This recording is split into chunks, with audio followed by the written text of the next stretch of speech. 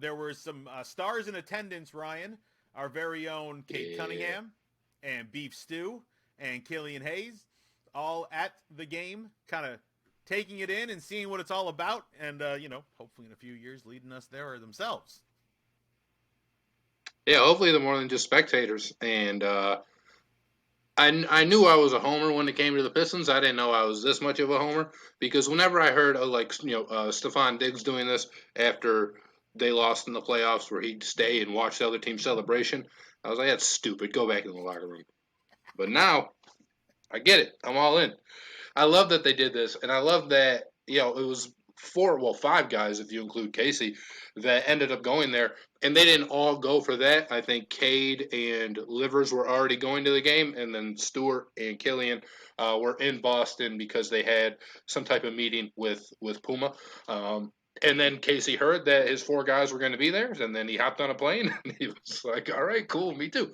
So I love it, getting that playoff atmosphere, and you kind of talk about speaking things into existence. They're there because they think they're going to be there someday, or, they already have that goal in mind, which if you're a Pistons fan, you can't help but to love. Like, there's nothing to hate on, with this specific story or action or whatever, because it's everything that you want, right? It's hard. It's guys who are taking in the time to actually go and see what the playoff atmosphere is all about, what a high stakes playoff game is all about, and looking at two obviously better teams than the Pistons are, who both have stars in their own right, whether it's Jason Tatum, Jaylen Brown, Jimmy Butler, Bam Adebayo, whoever, and just going to go and going to see what and to really, you just said, taking it all in, and really kind of trying to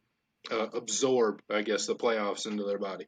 Hang on. So you're telling me that these five men, it was a chance meeting that they were all in Boston at this time, and they got those seats last minute? So that was my question too, because I think so that's what I read, and I don't know what happened. Maybe they made a deal with whoever had those seats, right? If there were people who already had tickets, and they were like, "We will give you whatever to help us out." I don't exactly know how all of that worked, but maybe they made a call to the Celtics, and whoever had those seats, the Celtics have them on speed dial, because I'm sure they call them every year about season tickets and other things. They're like, "Hey, could you help us out?" So I don't know exactly how it all happened, but that's the story that came out.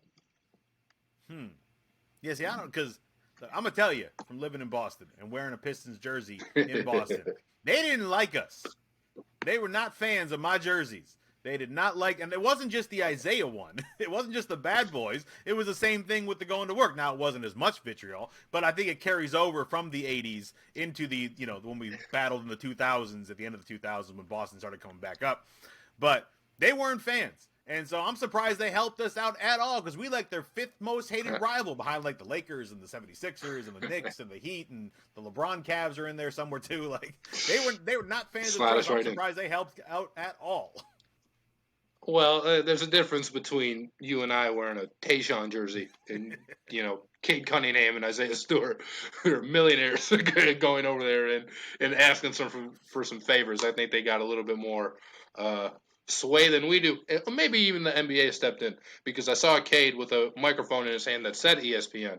I don't know if he was interviewed on ESPN. If he was, I missed that part.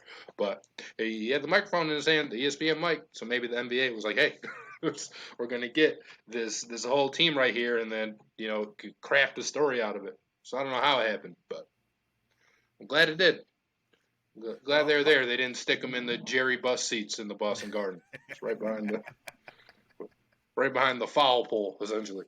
Well, hopefully in about 5 years, they won't be able to be traveling anywhere to go watch someone else play the Eastern Conference Finals. They'll be hosting it. I'ma get it, you know I be on the way.